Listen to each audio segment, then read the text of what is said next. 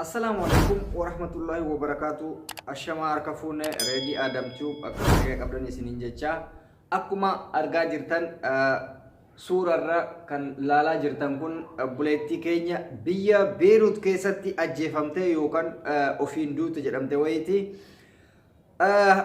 Hayyee duraan dursee gara isheetitti osoo seenin dura maaltu jira? Shamarran keenya yeroo hedduu rakkoolee hedduutu isaan mudata. Rakkoo biyya Arabaa keessatti isaan mudatu keessa rakkoolee akka of ajjeesuu, arabna ajjeesuu, akkasumas qalbii dhabuu wantoota akkanaa kanatti isaan mudata. Wantoota akkanaa kana kan isaan mudachiisuu danda'a wantoota akkamiiti jennee hubachuu hin dandeenya. Keessattuu biyyoota akka Beirut amma jennuu fi biyyoota akka Libaanoon maal jedhan kana keessatti Oromoon shamarranii yookaan immoo shamarran keenya hedduu rakkataa jiran. Sababni isaa maaliif nama gargaarsa godhuuf illee qaban. Fakkeenya ijoollee Dubaay, Saudi, Kaayiroo yoo rakkatan nama baay'ee waan nama rakkisuu miti. Maaliif namoonni Oromoon hedduu fi akkasumas dhiironnis waan jiraniif gargaaraniitiin dhaqqabuu danda'anii garuu jara kana namni dhaqqabu tokkollee jiru rabbi isaanii malee jechuudha.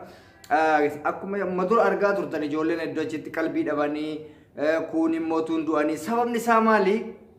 Biyya san keessatti lammii gargaarsa waan hin qabneef jecha tokkoffaa rakkoo kana ka fiduu danda'u madaamin isaan bira dalagan yookaan mallaqa kennuufii dhabuu dandeessi yookaan immoo hojii sun ta'uufii didee dirqamaan hojjechiisuu danda'anii yookaan immoo yeroo isii biyya galtu ga'ee biyya akka hin galle dhoorkuu danda'anii. Sababa kanaatirraa kan ka'e shamarran keenya of ajjeesutu dhufaa akkasumas qalbii dhabuutu dhufaa yookaan immoo madaamsanii wallolanii madaam ajjeesutu dhufaa.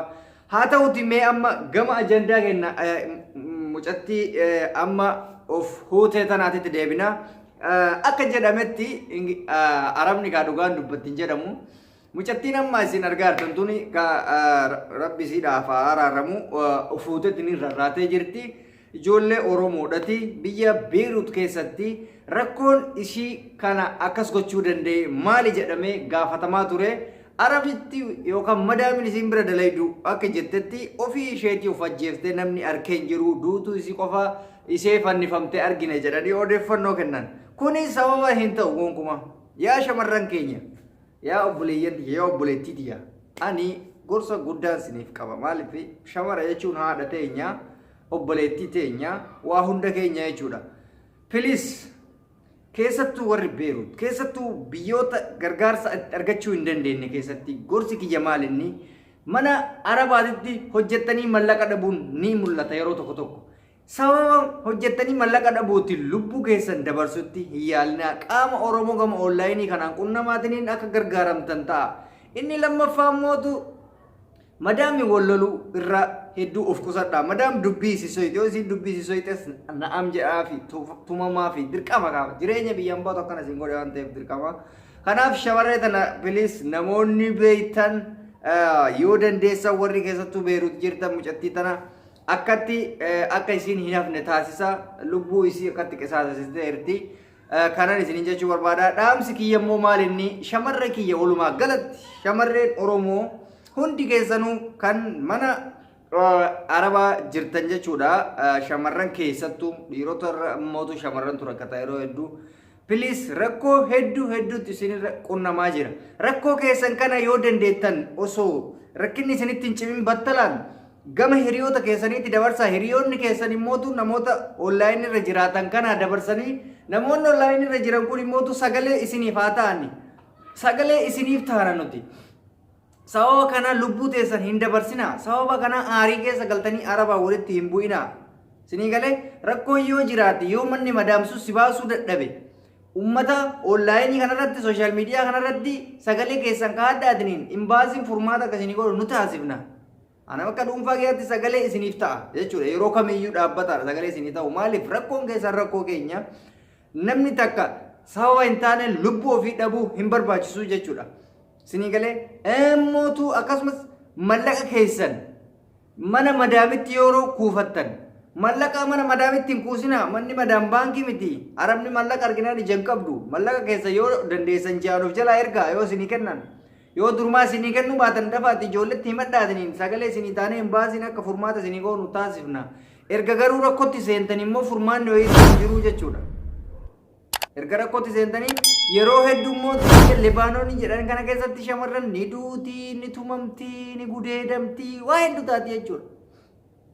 Isinii galee baay'ee rakkoo keessa jirti shamarran yeroo ammaa kana. Piliis shamarran mee wal ijaaraa tokkoffaa gorsi kiyyamaa inni shamarran Oromoo bakka jirtanitti ijaarsa qabaadhaa. Guruuppii akkanumaan argitanii odoon taane guruuppii shamarran biyya Arabaa jettanii osoo ijaartanii rakkoo jiru walii himaa deemtanii. Rakkoo keessassan sooshaal miidiyaa irratti as ba'e jechuun ni furama. Maaliif biyyi isin jirtan biyyi imbaasiin hin jirre hin jiru. Imbaasiin bakka ati jirtutti rakkoo kee ni fura. Imbaasiin immoo rakkoo kee ka furuu danda'u. Yoo ati sagalee kee dhoysite osoo hin ta'in sagalee kee ol baastedha. Yoo immoo namni sagalee sii ta'e imbaasiin waan hin hojjenneef hin jiru. Yoo ati garuu sagalee kee dhoyfattee jette imbaasiin si tokko charraan dhaga'u. Osoo ittuu dawwalattee itti himattu taate imbaasiin namarraa hin dhaga'u jechuudha. Isinii galee imbaasiin tokko kasirraa dhaga'uu danda'u dhiibban hawaasaa yoo jiraate ati dhiibban hawaasaa kun akka si dhaqqabuuf dirqama kee baatuudha qabda jechuudha. Dirqama kee baahuu qabda. Kanaaf shamarran keenya piliis yeroo kamuu quba wal qabaadhaa. Yoo dandeessan immootu keessattuu warri mana xalabaa keessa jirta warri bahuu hin dandeenye hedduu waan madaamii teessanii faallaa ta'u irraa of eegaa sirriitti. Arabni gara jabeessa akka Arabaa hin jiru addunyaa tanarra. Anatu isin hima gara jabeessa uummata gowwaa. Silaa faranjii gara jabeessa maal jedhanii wallaahi soba. Gara jabeessi akka Arabaa addunyaa tanarra hin jiru an biyya tanatti hin arge. An biyya Arabaa deemee hin beeku biyyuma tanan deeme biyya Afrikaadha tuni. Walaakin immootu Araba waan taaneef jarri gara jabeeyyiidha. Takkama jechuu zariin shanyiin Arabaa Arabum. Gara jabina qabanii. Kanaaf shamarran teenya Rabbii keessaniif jedhaa wal hubadhaa rakkoon hedduu daran isinitti jabaataa jira. Rakkoon daran isinitti jabaataa jira. Immoo aarii dabarfadhaa. Araba saniiti jettanii qalbii keessan teeshineessinaa. Lammaffaa immoo lubbuu teessanitti hin gaminaa. Har'a mee lubbuu teetitti gamte fakkeenya haa jennu isitti aartee aboo jiruma kanarraan of ajjeesuu jette. Mee maal qabattee duuta? Karaan ati irratti duutuun halaal moo haraami? Eenyutu ofiin of ajjeesee jannata galatti beekta. Ati lamaanuu dhabdee jechuudha. Lamaanuu dhabdee jechuudha. Silaa danda'ame gaafa duraa biyyaan baanu ture. Egaa rakkinni immootu yookaan immootu wanta addaa biyyaa nama baasee immootu waan hunda danda'uun namarraa barbaachisa. Waan hunda danda'uu namni hin dandeenye dirqama gaafuma duraatu biyyaa bahuu hin qabu ture. Walaakin takka biyyaa baanemi erga kaayyoon kennallee yoo nu guutamuu dide dirqama jireenyatiif dirqama lubbuu teenya tana baafatuutiif jecha waan tokko dabarfachuu danda'uudha qabnaa ture. Isinii galee danda'uudha qabnaa ture. Akkuma samoona isin argisiisa amma mucayyoo takka maal laan jette waa'ee kaameraa isin barsiisu ture. Kaameraa isin hin argine mana keessatti argite jechuudha. Hammaama keessa kaameraan jira mana fincaanii keessa hin argine naan jette nama dura takka yoo amma itti siqee ilaalu waan xiqqishuu wayii ta'a waan girgiddarra jirtu wayii na fakkaata naan jette. Rakkoo saniif hedduu teeshinooftee waan dubbatu turte ani garuu tasgabbeessee abshir. Wanti viidiyoo waraabbanis waraabuu waantatanis qiyaamaa isaantu itti gala waan ta'eef kan amma boodatti irraa of eegi jedheen. Namoonni tokko immoo maal jedhanii kaameraan tokko yoo mana keessa jiraate yoo maabiraatiin dhaameen hojjetaadhaan kaameraa waayifaayiin hojjeta garuu ammootu dukkana waan ta'eef dukkana keessa akkamitti argee waraabuu hin danda'u beekamaadha. Wanti tokko dukkana keessa wanti si waraabu hin jiru. Kaameraan waayifaayiidhaan hojjeta.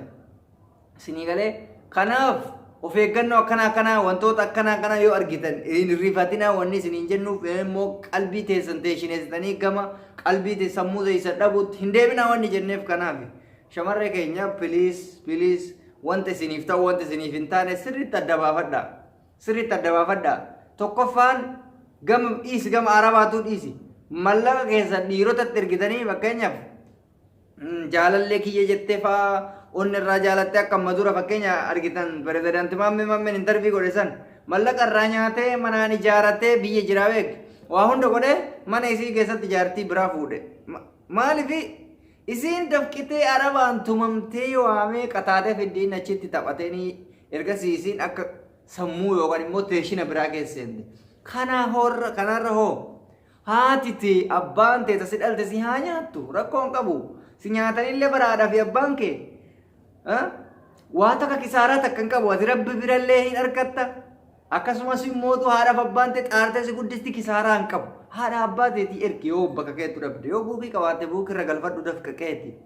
Yoo bakka kaatu qabaatte bakka kaatu harkadhu yookaan mana hawalatii fi mana arabaa kaadhe jettee mallaqa kee hin nyaachisi manni hawaalallee fudhatee si harkaa bada manni immoo akkasumas ijaazaa yookaan immoo manni immoo arabaa birriin teetuun bishaan osoo harkaa dhuyi jechitti illee jechuudha kanaaf shamarran keenya bakka jirtanitti wal ijaaraa wal eegaa tokkummaadhaan wal hubadhaa yoo rakkoon jiraate namoota sooshaal miidiyaa irra jiru nu hubadhaa sagalee isiniif taana rakkoo teessan furuu dadhabnullee sagalee isiniif taanee akka imbaasiin rakkoo keessan isiniif furu isiniif taasifna piliis shamarran keenya yeroo hedduu rakkoo teessan sodaattanii hin dho'ifatinaa namootatti himadhaa guruuppii keessatti hirmaadhaa wal hubadhaa isiniin jedhaa obboleettii teenan mootu tanam arkitan tana rabbi waan hama isiin taate kana ilaalu dhiisee dhiifama haa godhuu fi yookaan mumkin maaltu beeka jaratu ajjeese ta'a rahmata isiidhaaf kadhanna shamarran haftaniif immoo barumsa isiniif haa ta'u pilis lubbuu teessan hin qisaasessina lubbuun teessan tun deebi'uu hin dandeessu hin qisaasessina isiniin jechuun dhaamsa kooti namoonni yaada qabdan yoo jiraattan gama jalaatiin naqunnamuu dandeessanii rakkina keessan ifumaan bilisatti isiniif sagalee taanaa gama sooshaal miidiyaa yuutuubittis ta'ee gama feesbuukittis sagalee isiniif ta'uuf nuti qophiidha reedii adamtuub hanganuma isin gorsuudhaaf dhufe yoo dandeessan viidiyoo kiyya kana sheer waliif godhaa like gochuu sin dagatinaa namoonni haaraa taatan subscribe gochuun nu jajjabeessaa nu faana jiraadhaa nutis isin faana jirra galatooma horaa bulaa isiniin jedha